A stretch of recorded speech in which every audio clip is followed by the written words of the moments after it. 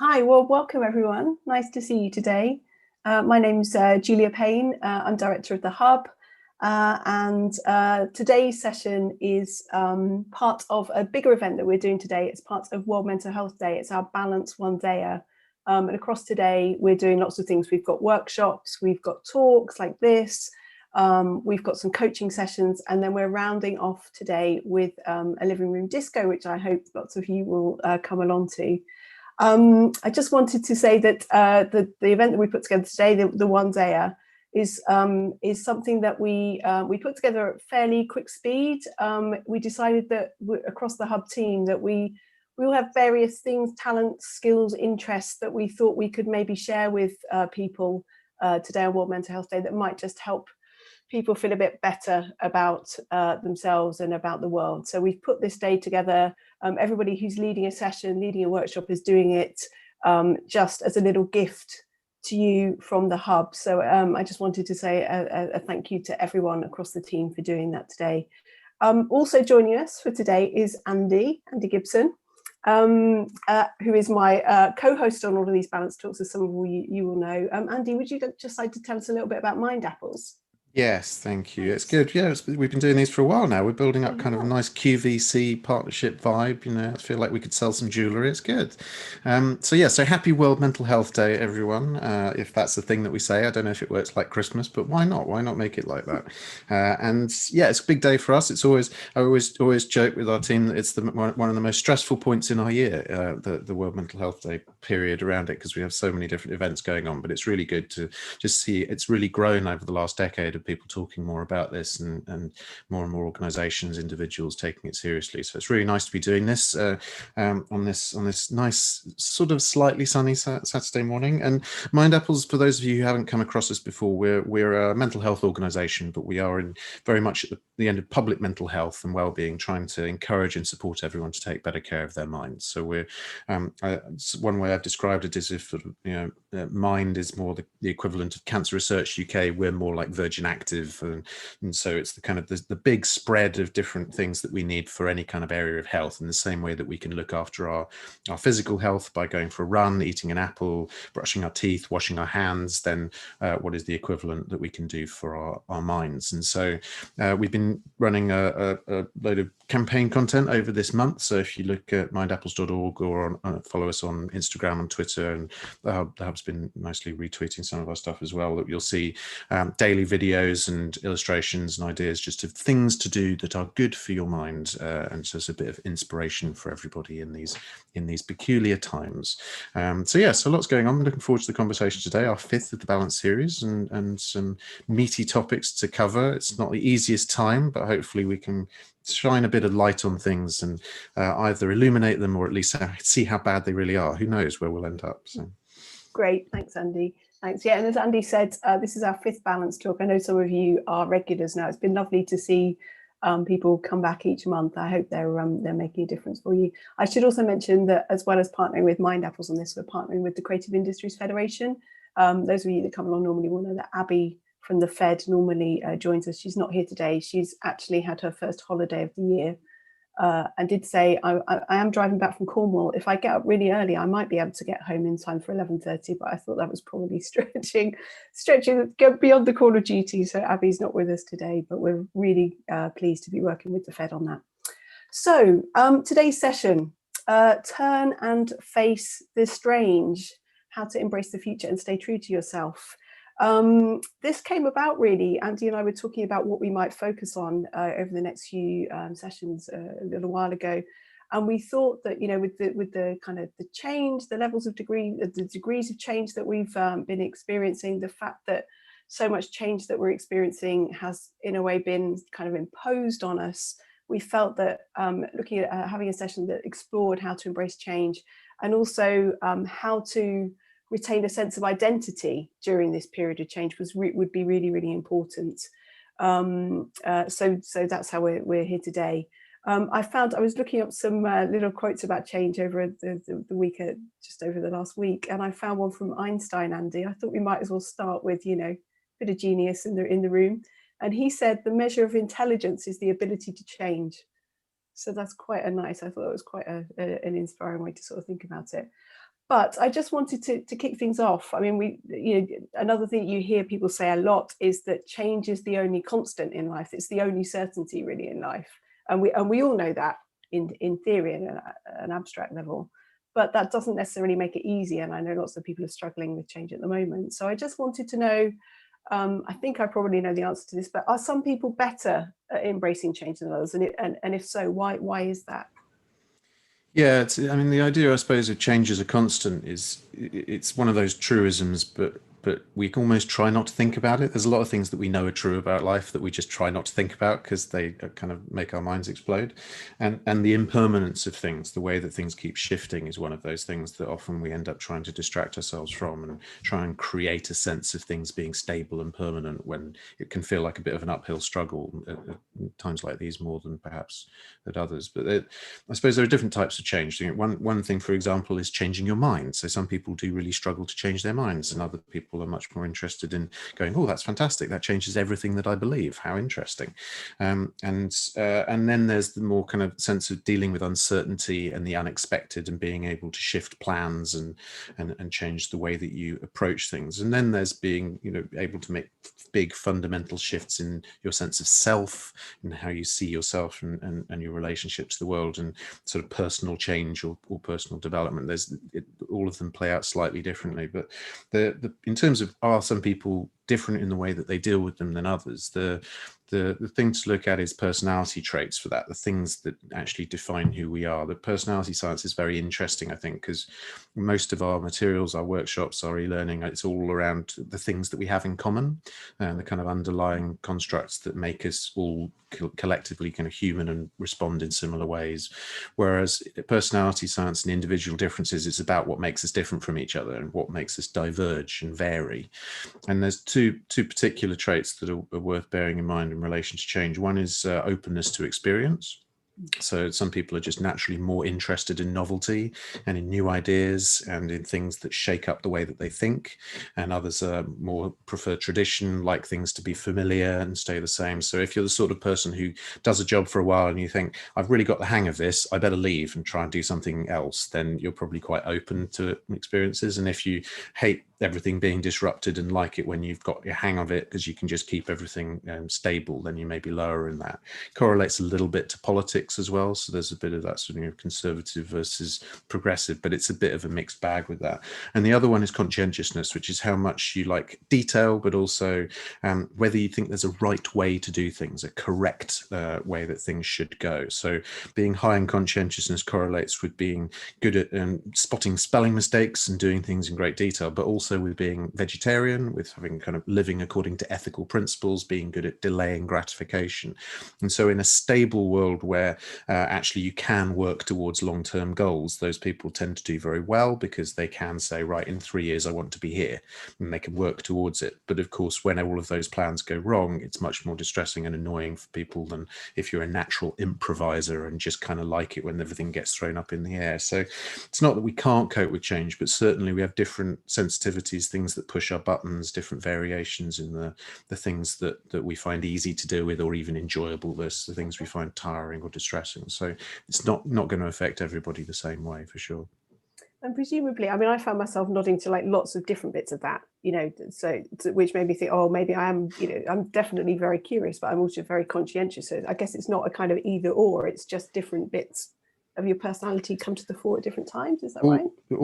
So if you look at the big 5 personality traits, that's the kind of the model. There's 5 different factors, and each of them are independent. So you can be high in openness to experience and high in conscientiousness, or low in one, high in the other, low in both. And the other factors are extroversion versus introversion. So how much you're stimulated by other people and external gratification versus internal sort of self-satisfaction.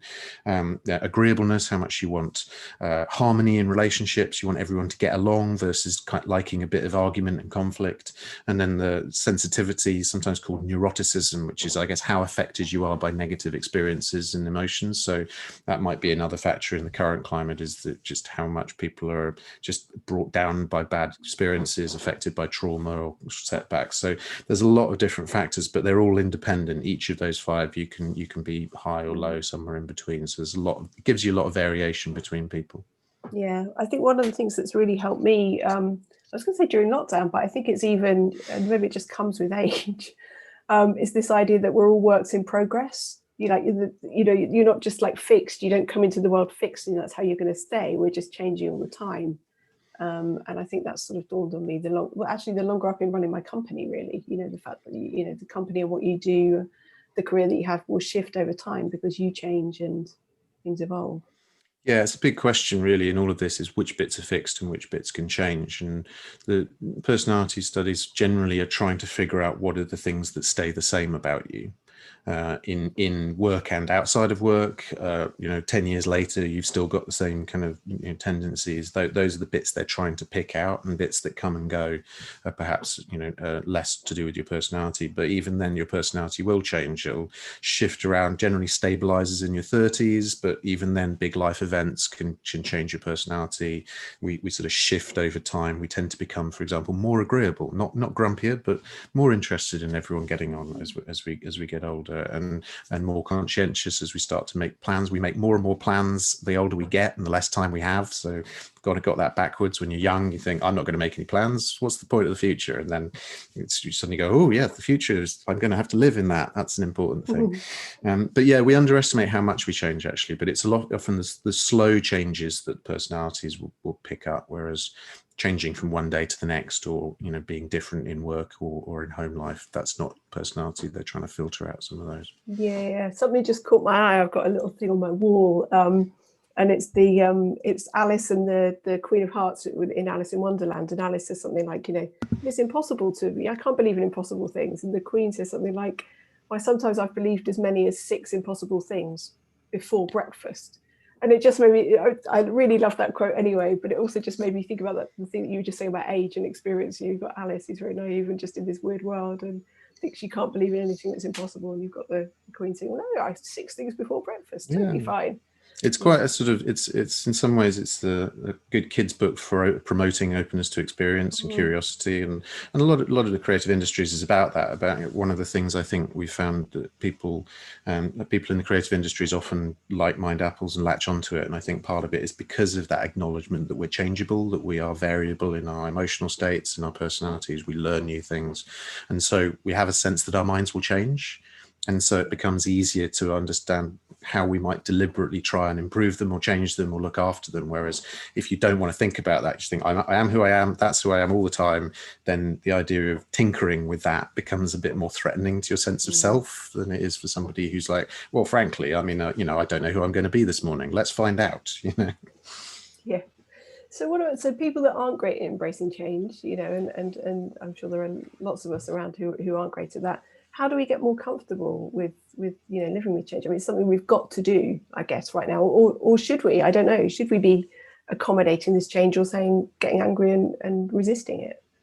Yeah, in some ways, this is the big question all the way through life, is which changes should you accept and embrace and which bits should you push back against. And I mean, there is some evidence that trying to stay the same in a world that keeps changing is exhausting. It's a very tiring process. So it's really about trying to identify which bits are inevitable and you need to get on board with it, and which bits can you have some control or agency to affect. And it may not be immediately obvious. There may be things that seem like huge, insurmountable problems, but there's a way of sidestepping them or doing something within the bits you can control that mean you're not affected by them. So I don't know that it's necessarily about us not getting comfortable with change, but it may be that there are certain changes that we think, I refuse that. But I don't think that means that we should be trying to just stay the same. I think possibly the thing that helps is to, rather than just feeling that you've got a choice of try and stay the same or embrace the change that's been imposed on you, to actually think, what change do I want to impose? What is my version of doing things differently? And so that can help, I think. I mean, the example I've been using a fair bit with Mind Apples at the moment is that we've primarily, before March, we're doing face-to-face training and doing a lot of workshops, events, keynote talks, conferences. But for the last 3 or 4 years, I've had it in mind that that's not necessarily going to be the future, and probably we should try and outcompete ourselves. So we've also been developing webinars. We developed e-learning. We're about to launch an app. So that all of that has been with a view to trying to get ahead of the change and direct it the way that we want. And so when all of this is hit, it's not, oh God, we've got to change everything. It's, oh yeah, okay, we can accelerate some of those plans that we had to make everything much more virtual. And it feels like it's a bit more our choice. And a lot of it is about whether you feel like you've chosen the change or if it's just something that's forced on you. That's probably the thing that makes the most difference to whether you're able to cope with it. It's not so much the change, it's whether you feel like you're in control and that you have some agency in the process. So I get the control thing, but what about if you feel like you don't have any control? Is it about sort of taking baby steps and kind of working a bit like, I don't know, when you try and get in the sea and it's freezing cold and you kind of tiptoe into it, or like you didn't get in a bath, it's really hot and you have to jump out again and then jump back in again. I don't know. Good, Sorry. vivid Good imagery analogy. there. That's right. Yeah. I really For a feel Saturday morning. it's cold now. All right. Yeah, I mean, I'd probably put it as that it's about where you put your attention, because there is always change happening. But if you're putting your attention on something that feels like it's staying the same, that it feels stable and constant, you can let go of a lot of the need to control everything else. So this becomes about trying to identify what are the things that that you feel you've got control over, and put your attention there, try and depend on them there a bit more. We talked about this a bit in the session on resilience, that in some ways it is a natural tendency we have when there's a lot of change to cling on to what we need and what we think needs to be stable. So this is why I often joke that in office reorganizations or departmental change, that what you see is people starting to put their initials on their chairs. And so you can't necessarily do anything about all the big stuff, the changes and how you work, who'll be your boss, whether you'll have a job, but no one's taking my chair, right? I've got it just how I like it. So focusing on those smaller things that you might have a bit of control over can mean that actually I can't do anything about that, but I'm going to make sure that this bit's okay. And I think we've seen quite a lot of that over lockdown, of just people saying, well, I can't do anything about whether there's a vaccine or not, but I can take steps to make sure me and my family are safe. I can stockpile toilet paper, whatever it might be that makes you feel like, as long as I've got toilet paper, I'm okay. Yeah. I think for me, what's quite interesting, what I've realized about myself is that I think this probably does tie into the control thing, is that I really like to understand things. I like to know what's going on and understand what's going on, and then like give them a name almost, so that you can then, oh, now I know what it's called, now I can deal with it. It's a way of kind of gaining some control. And I was looking up last week about I don't know if I'm sure you will know this, but this kind of transition model of change, I think it's called the William Bridges transition model. I don't know if you've seen it, but like all these models that you seem to find for everything, it dips, it looks like a smile. I'm yet to find a model that doesn't really look like a smile. I'm sure there's one out there. But what I loved about it was, so it talks about the 3 phases of change. So it talks about, the end of what currently is going on, and then the bit in the middle is the transition. So, and then the bit towards the end is the new beginning.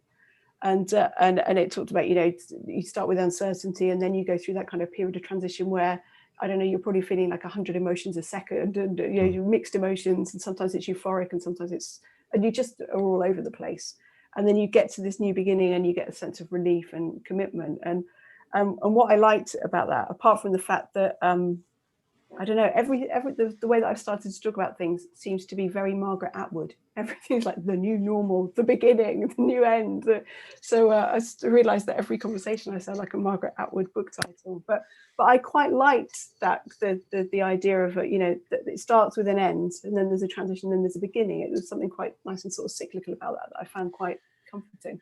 Yeah, it's quite a nice way of putting it. I mean, I suppose I first encountered this stuff not so much in psychology context, but in writing, story structures, and screenwriting. I mean, that's the 3-act structure. It's everybody's happy in the Shire. We're all having a lovely time arguing about who's going to inherit my cutlery and whether there's nice pie, and then something invades that's going to disrupt it, and so people are then forced out of their comfort zone to try and take on challenges, and in doing that, then they grow and they become better at dealing with things, and then finish in a new normal where they've changed but everything is now stable again. And so this is a lot of why we tell these stories, is to try and make sense of change, to try and understand how to cope with it and to rise to the challenges of it. But I became a bit of a geek about this stuff years ago. I decided there's a big difference between tragedy, comedy, and drama. If anyone remembers studying this in college, the Aristotelian view of tragedy is of the person who is that the world wants to change them and they refuse to change and they will be destroyed. by the world. And so that's the great tragic. Drama is the world tries to change them and then they change. And so then they survive, but they've changed in who they are. Comedy, I think, is where the world tries to change them and they refuse to change and they break the world, and the world has to just let them carry on being as they are. So there's different approaches to dealing with it. Yeah. That's what reminds me of that Maya Angelou. She had that great quote. It was something like, how's it go? If there's something you don't like, then change it. And if you can't change it, then change your attitude.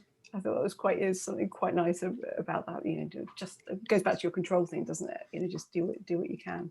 Yes, yeah. And I think it's, you know, it's which bits you want to push back on, which bits, you know, I mean, maybe we'll get onto a bit about identity in a bit, but I can see, you know, the comments in the chat about resisting the urge to move online. It's about whether you feel that that's a fundamental thing that you want to fight for or not. And some people will go, yeah, this is great, I love it. Other people will hate it. I think a lot of it for me, I tend to think of it as having options. So actually not about saying I'm going to just do this forever, but I'm going to learn how to do it. I'm going to explore the way that this might be done so that I can see how I feel with it. And if a year from now I'm sick of doing webinars, I just stop and do something else. But at least I know I can do webinars if I want to. It's just about trying to grow my capacity to try different options. But I agree, it's sort of the weirdness of just sitting in front of a computer all day, every day, it's when it's not broken up by going out and seeing friends or going to the theatre, it's a very strange way to be. You know? Yeah. I was thinking back to the talk we did on uncertainty, because it feels like there are some parallels here with that. And I remember in that one I talked about,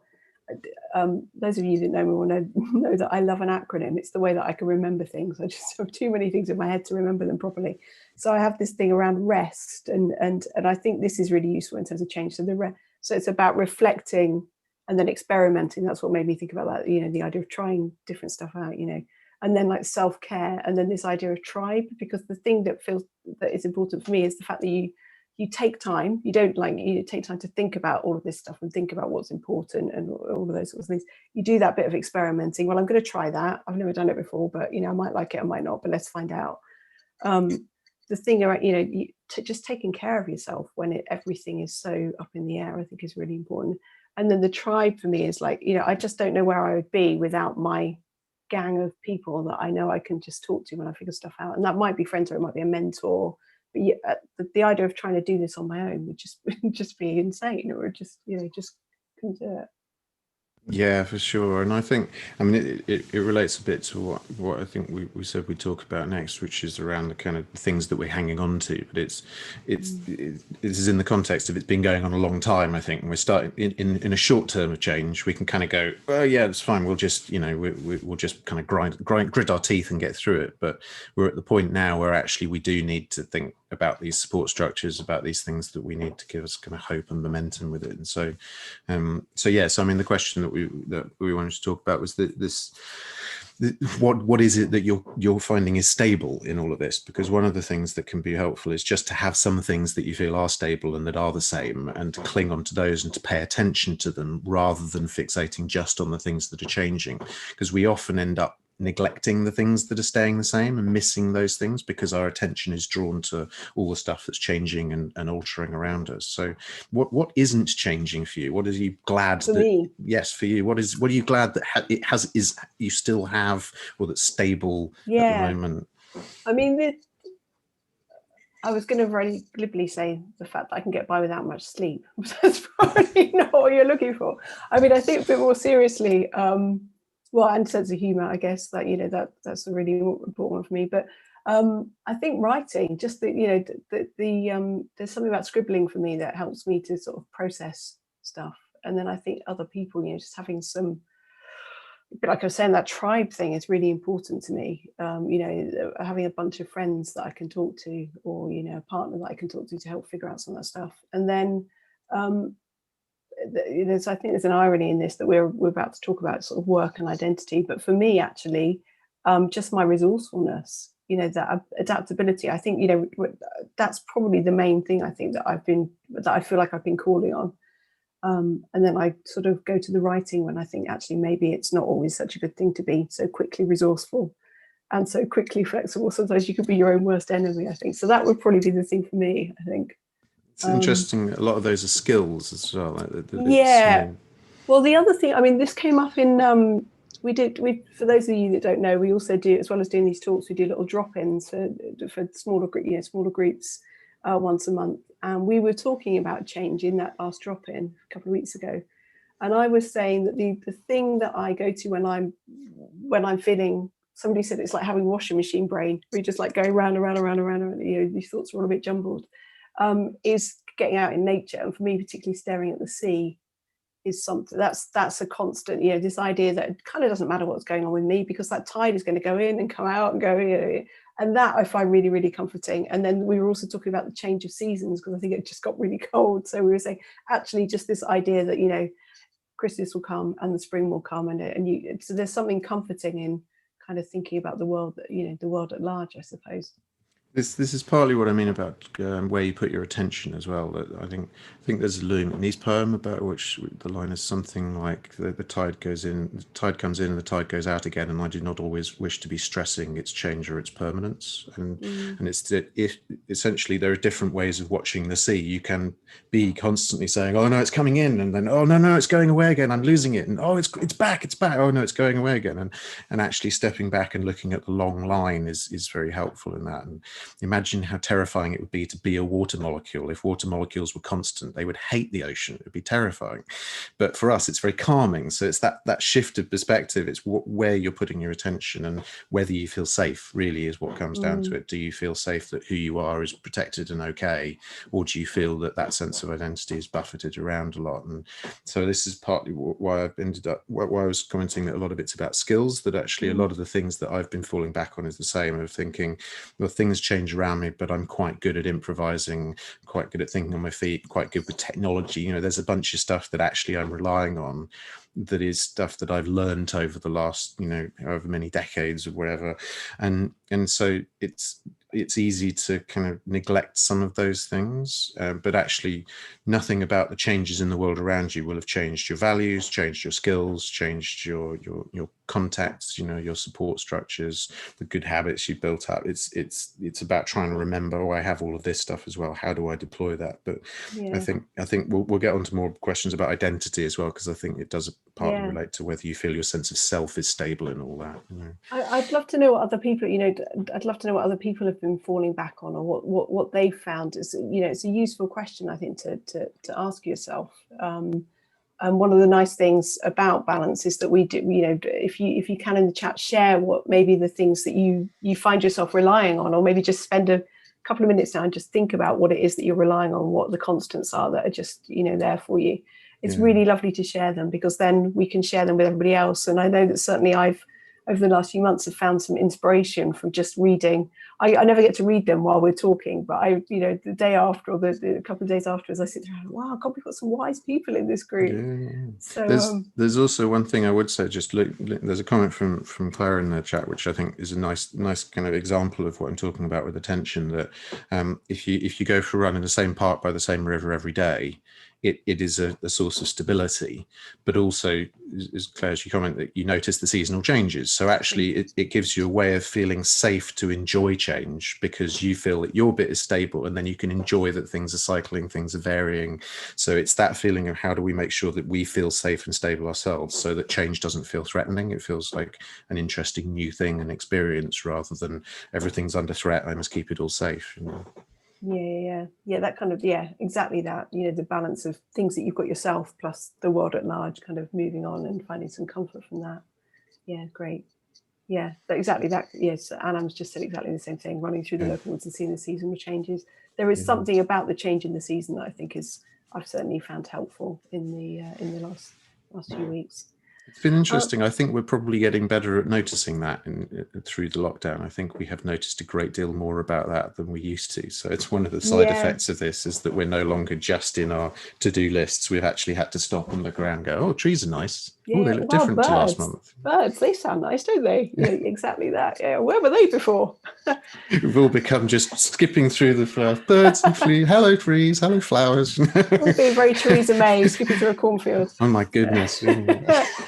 So I do want to move us on a little bit to this question of identity. And I wanted to ask you about something that I think is something that's really so common in the creative sector. This question of people whose identity is so bound up in what they do professionally.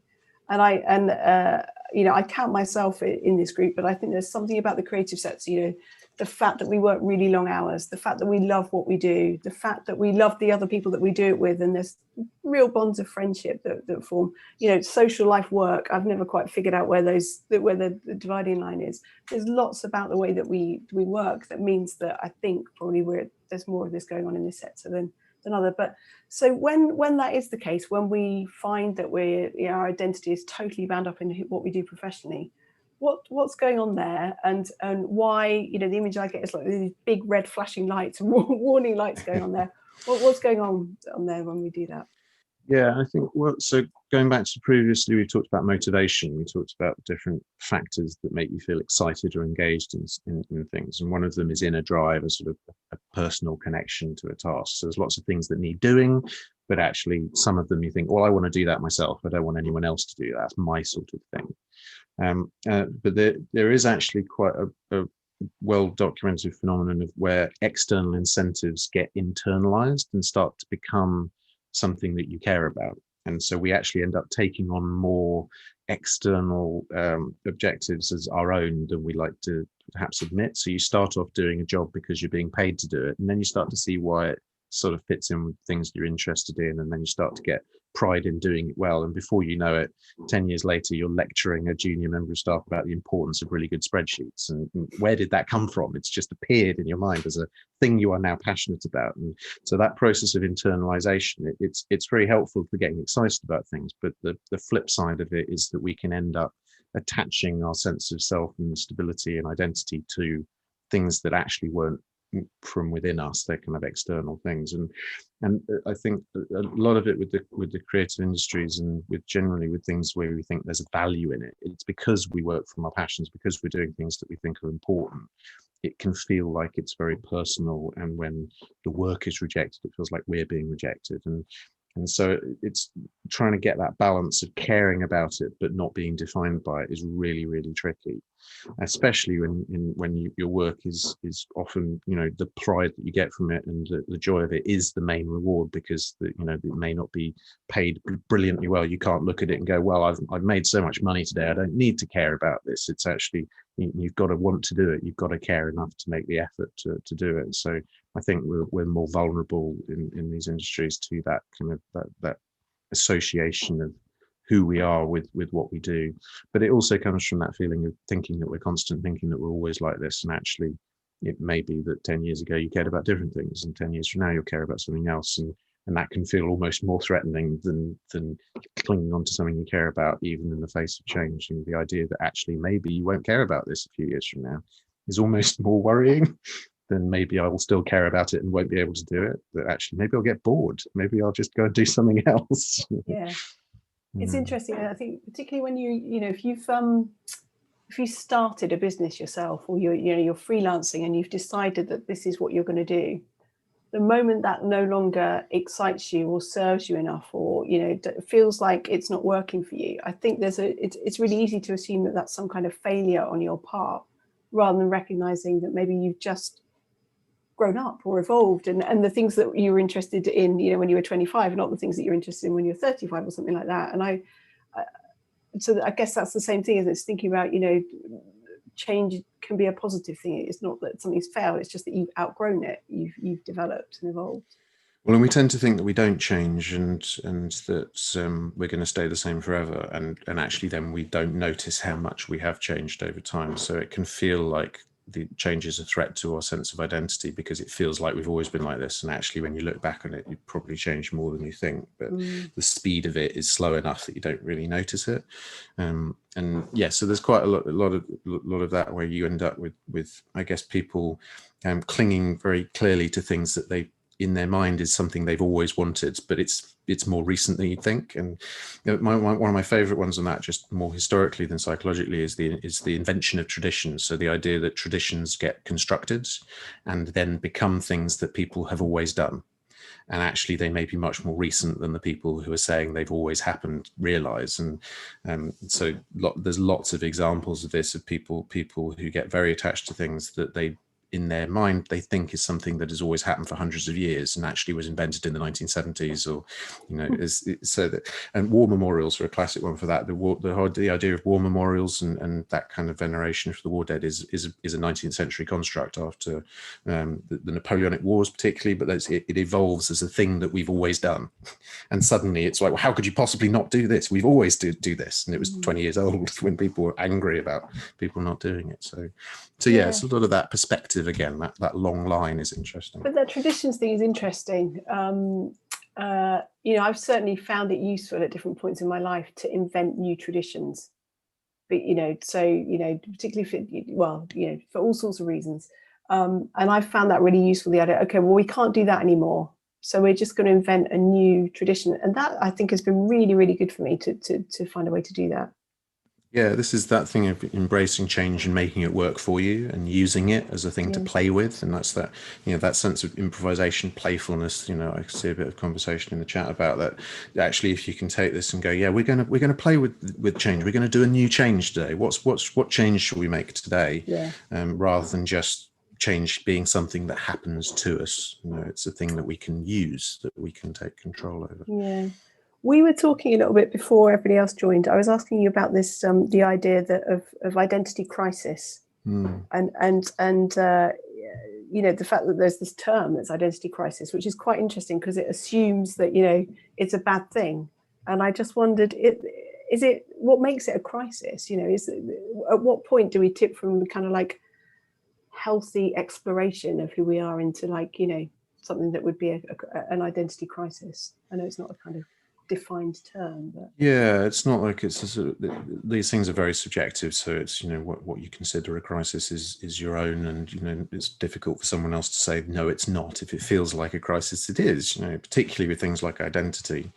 I suppose the thing that differentiates it, if it's a crisis, it would be driven by feeling that who you are is no longer acceptable. That would be the best I could go for a definition of it. If it's no longer, if it's just who I am is still great, but I need to change, or I want to change in different things that I do, or I'm excited about varying how I'm going to do stuff. That's more comfortable. That's a much sort of easier place to be than if you feel like the world is telling you that who you are isn't appropriate, that you are not right for the world. That's where it starts to become a crisis, which in some cases can be positive, because of course sometimes that can be the point where you realize that you need to change your approach and deal with other people differently, or change the way that you do things. But it's not comfortable, and sometimes it is depressing to feel that.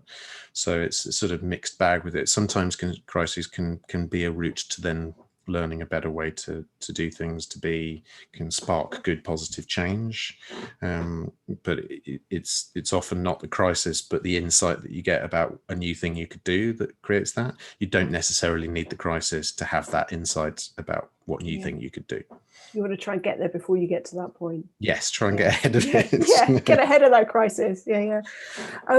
What started me thinking about this more recently was when we did another drop-in session. Somebody came along and was talking, about, he said, I'm a designer, or am I? I don't even know what tense to use about my profession, about my career. And how you hear a little word, a phrase, and you just think, wow, that's it, encapsulated perfectly in a sentence. So, at a time when there'll be loads of people on this call where who can't do what they do. You just can't go to work and do what they normally do. So how helpful is it to try and hang on to that identity, and how can you do it in a way that feels really authentic if you can't go and do that thing? How on earth do you make sense of that? Yeah, and this is very much what sparked this choice of topic for us, was this sense of people feeling that they used to say I'm a, and then going, oh, am I still, it hits you really hard, I think. I suppose there's two angles to look at it from. One would be when I talk to organizations, I want to get them to understand their values and their vision and their mission, and go in that order, because there's a level of how protected they are from change, that your values don't need to change with the world around you. You can just believe in justice. That's a solid thing that you will always feel. Your vision is much less susceptible to change as well. So if your vision is to make looking after our minds as natural as brushing our teeth, as Mind Apples is, then that's not going to be changed very much by all the different things going on, except if that actually happened and then you go, oh, we don't need to do anything. But the mission might change, because so what we do in order to fulfill that vision, to express our values, might change from year to year, but that still gives us quite a good solid area of things that we think are still defining us, regardless of what is happening in the world around us. And so we can sort of hitch our identity to that rather than to the specifics of what we're going to do about it. The other thing I think is running through all of this and really needs to be brought up to the surface and talked about more clearly, is that there is a big difference between what we do and whether we get paid. And so being a designer and being a professional designer are two different statements. And also it's the same with people I know in the music industry who essentially are adapting to the idea that it might not be possible to make loads of money as a musician anymore, but they can still be musicians. And so how much is that a threat to their identity as a musician, and how much is it a practical barrier to being able to spend more time doing music? And so it's trying to tease those things apart. And I used to talk about this a lot when I was talking about careers and vocations and all of these different things. And actually I found the artistic model quite helpful for this, the idea not of having a career or a profession, but of having a practice. So that there are things that I do, that I use my skills to fulfill my values, to make some kind of impact on the world, and I may or may not get paid for it. And the opportunities where I can get paid to do things are useful because they fund my practice, but other things help me to refine my practice and improve it. And so I think a lot of this, and I can see Sam saying the word amateur needs to be reclaimed. Yes, doing things for love, and that being something that is actually in some ways a higher standard, or at least equal with being professional at it. That I think that's often where our identities get all mixed up, that if we define ourselves by whether someone else sees value in something to pay for it, we're very dependent on that person or the world around us having money to pay for it.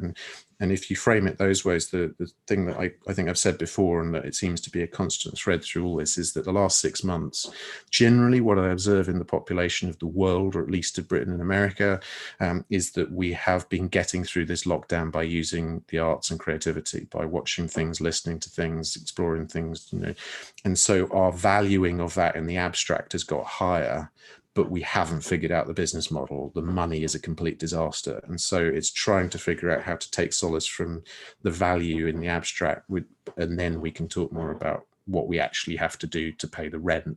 But it shouldn't necessarily hit us as making us less creative, making us no longer these things that we like to be and like to do. There's a great quote in the chat there from Claire. I'm your waiter, customer. No, you're being our waiter tonight. I love that, the idea that you're being the waiter. One of the things that I did a few years ago, I found this great book, Jane Alexander, The Overload Solution. It's a really good book. I would definitely recommend it for everyone. But I think that was the first time that I'd come across that exercise, the Wheel of Life. You would have seen it. I don't know if you've seen it, but you take it is, it's a big old wheel, and it's got 8 different sections in it, and there's things like family, friends, career, social life, all different things, relationships, that sort of thing, work, and there are 8 different things. And what you have to do is you have to score yourself on each of those things, and there's little spokes going out, so it looks like a sort of bicycle wheel, and you score yourself on where you are now, and then you score yourself on where you'd like to be, and then the idea is that you work out how you can get from there. And I think what's lovely about this, and I was thinking is really useful in a time like this, is it encourages you to think about all the different identities that you have, rather than just fixate on the one that you naturally kind of associate with, And so you I think what you're supposed to do is you're supposed to look at the shape that you end up drawing by joining all the dots together, and then give it a name. So like at the moment I'm so, then I really want to be this person, based on the shape of it. But it's really such a good exercise, because if you look at it and you see that like family is a 2 out of 10 or something, and work is like a 9 out of 10, it really helps you to think about the sort of the balance. So that, I think, it might be something that people would find, really useful to do. It's sort of makes you think about the sort of the seesaw, or maybe which muscles. I tend to think about things as muscle. What muscles is it that you're using, and what muscles are you not using? quite Yeah. useful. And thinking of it, I mean, I think Keith Johnson talked about masks as well, being able to put on a mask and take that role on. And a lot of these things are, I mean, this is literally where personality comes from, the idea of a mask. That's what the Greek word means. So, and it's slightly different, actually. The idea of the outward thing that you portray to the world and the thing that the world sees you as versus who you are inside that, and the kind of relationship between them. The idea of identity, the origins of that word come from sameness. What is it that stays the same about you in all different situations? So you can be a waiter, you can be a designer, you can be a musician, you can be a husband, you can be a mother, and you are somewhere in all of that being the same. And that's the bit that to look at and to try and hang on to. Yeah. And just to round off on this identity, I just remember we talked about this last time as well, about the idea of like, well, this is what I did in the pandemic.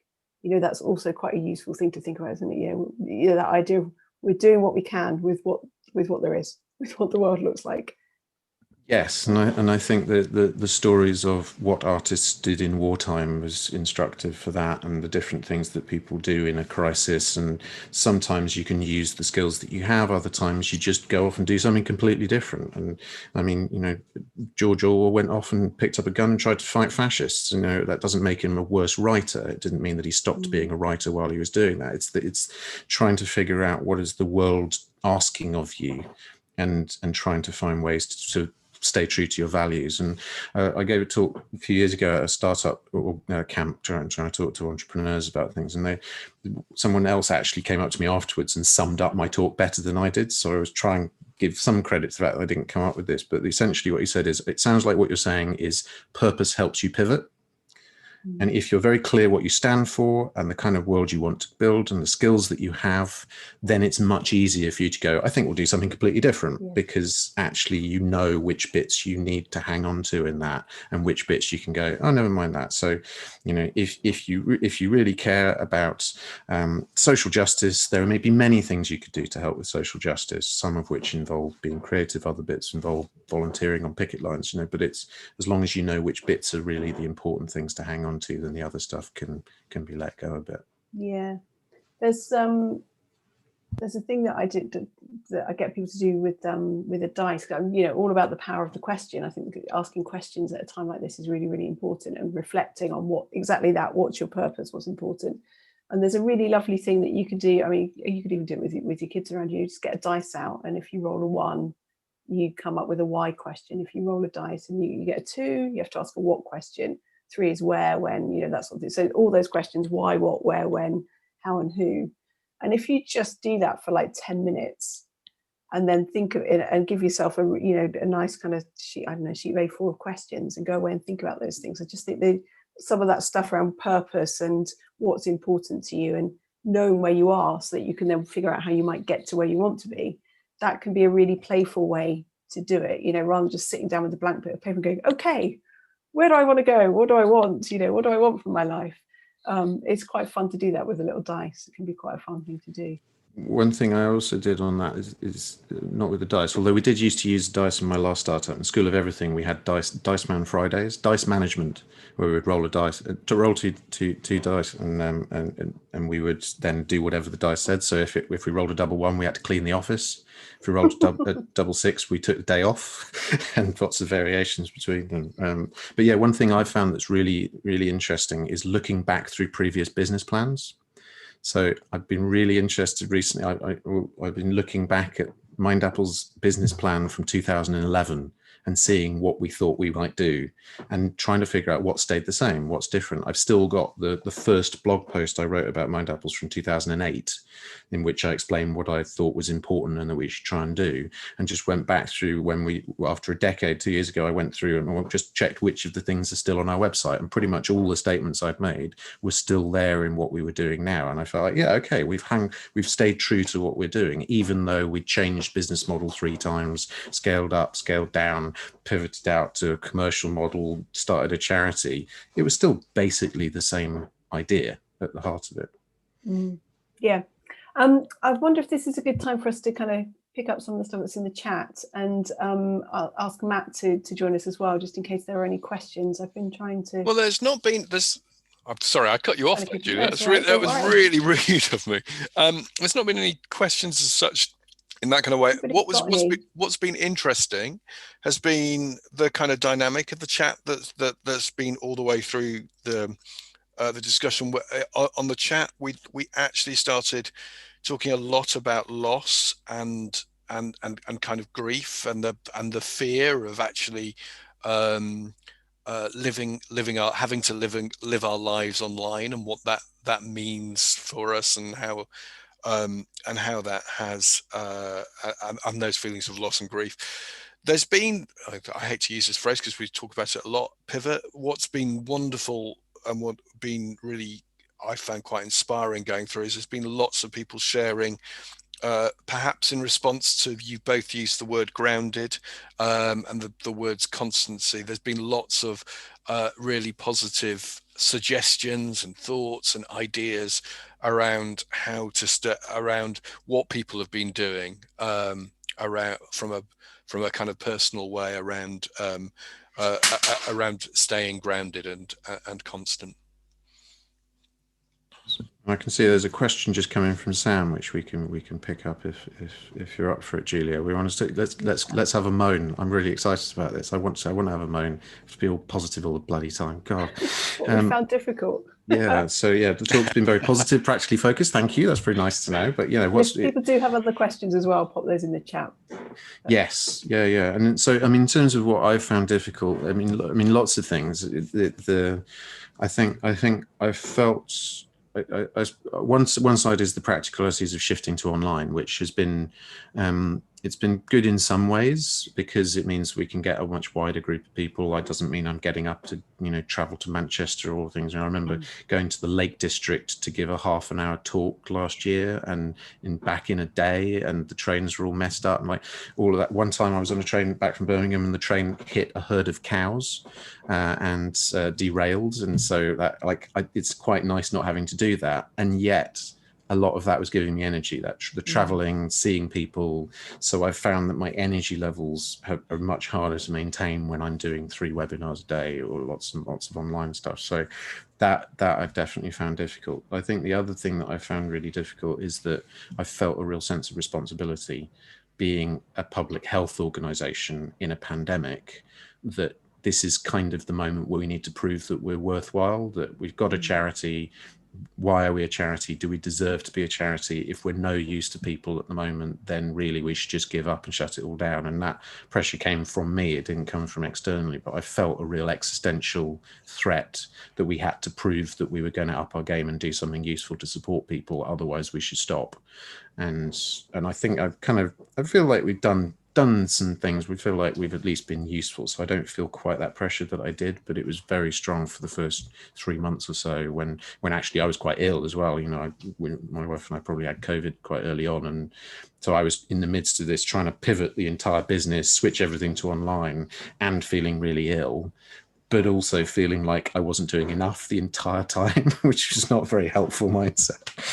Sounds like a brilliant combination of states of mind to be in there. I mean, I would totally echo the thing about the traveling around. My equivalent would be the week before lockdown. I spent 11 hours on a train. I went to Plymouth and back in a day, again, for a 45-minute meeting. And then 2 days later, I went to Bristol. But the things that I found difficult, I suppose they've changed over the course of the last 6 months. I think I definitely shared that sense of like, we've got to do something. I basically love being useful. I want to make a difference. That's kind of why I go to work every day. And so at the beginning, that sense of like, well, we have to help. We've got to do something. I know we can't just do something. We've got to do everything. I just felt a lot of pressure. So that was quite hard to sort of manage. But I think then there was a phase where it felt like everybody was doing something. They were learning to do so many things for the first time. Everybody was doing something for the first time. It's all we did. And that was exhausting. Just like, I want to go back to knowing how to do stuff. So that was difficult, I think. But then that has been replaced for me a little bit by a bit of boredom. Like, we're doing a lot of the same. No, it's like, oh yeah, well, we're doing this again. Oh, it's the same as last week, and I'm exactly, you mentioned that person earlier, Andy, about, once you know how to do something, you kind of don't want to do it anymore. You want to do something else. That is me all over. So I have found the kind of the routine, I suppose, a little bit difficult. Fortunately, I find Microsoft Teams is impossible to ever get right. So it keeps me constantly interested. Yeah, and then the other thing I suppose that is difficult is just the amount of Zoom time, isn't it? Yeah, it just takes its toll on your eyes and your head and energy levels. Yes, the need to make eye contact, particularly. I've started doing webinars where I'm listening in, but I don't have my camera on, because otherwise I feel this urge to be showing interest, and that, I think, is what tires us out a lot. Yeah. Thank you, Claire, for the comment. That was useful. Yeah, I'm glad. I needed that. Any other questions, or no questions coming in? Comments? I'm just going to never read the chat from the bottom up. Is the thing here. I did see something about the people talking about, I think we covered this a little bit in the last talk, but people talking about not having the energy to be, playfulness and inventiveness, and, that's a way to kind of deal with all of this, but not having the energy or the mindset to do that. Andy, is it worth us just sort of picking up on that a little bit? Yes, I saw that line about how this, about struggling to be creative, and that's it's an interesting example of the two different kinds of ways this affects us. So there might be on one side, I feel creative, but I'm not allowed an outlet for it. I'm not able to do the thing that I want to do. On the other side, it can feel almost worse to feel like, actually, I've forgotten even how to do that. I've not, it's hit me in who I am and what I'm capable of, and I guess some of that is the comfort of change, in that.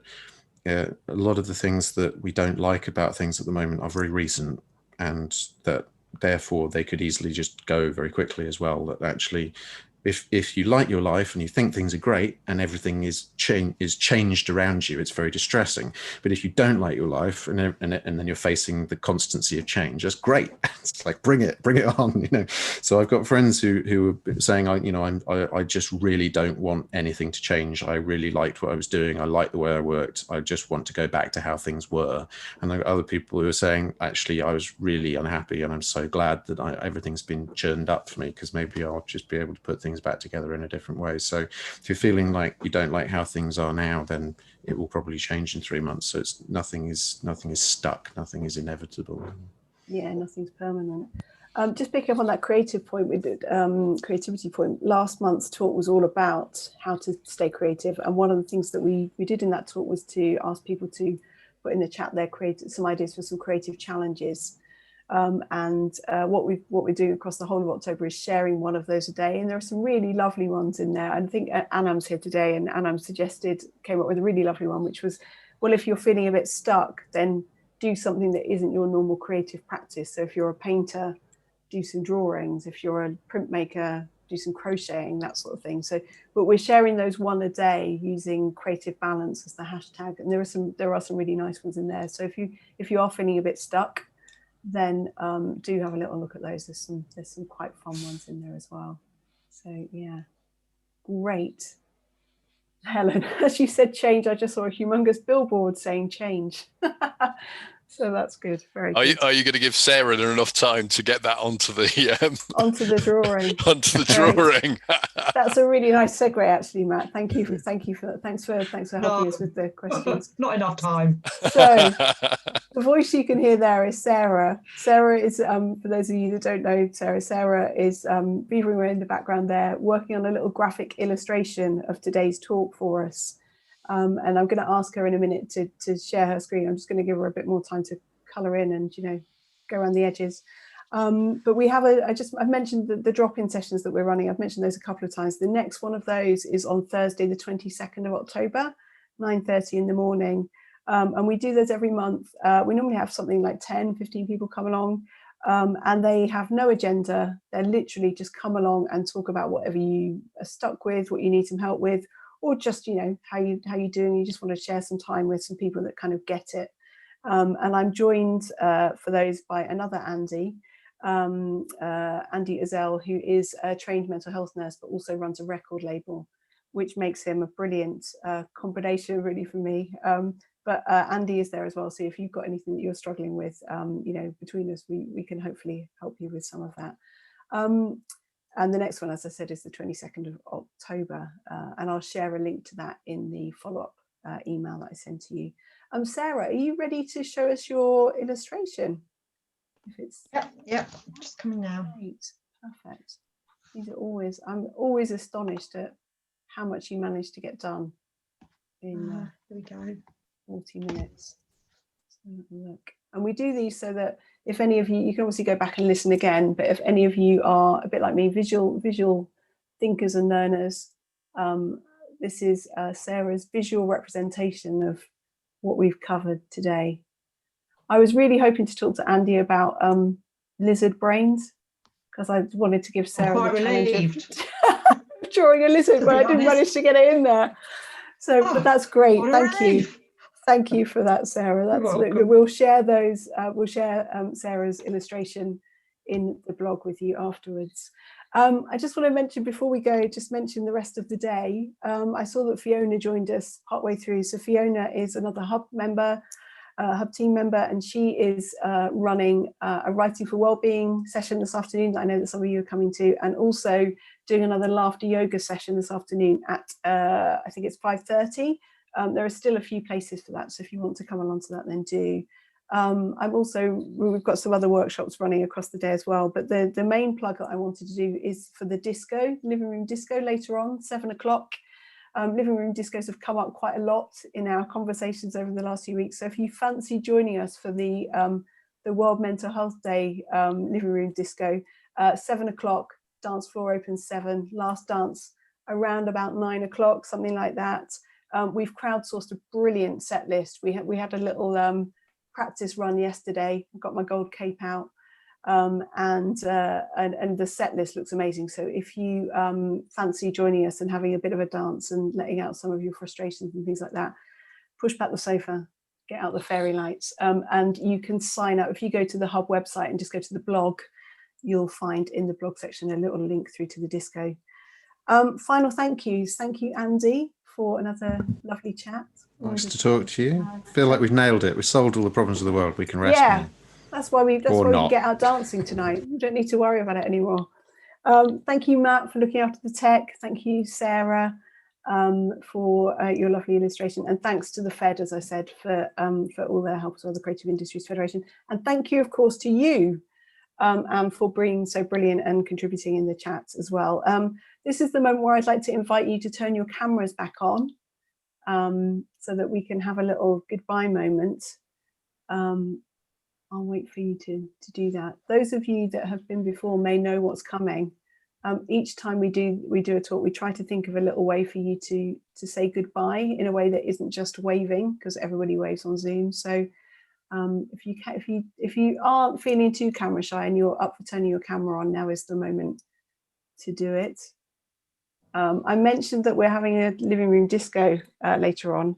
So the goodbye that I think we should maybe aim for today is, I was trying to think of a dance move that everybody could do on Zoom.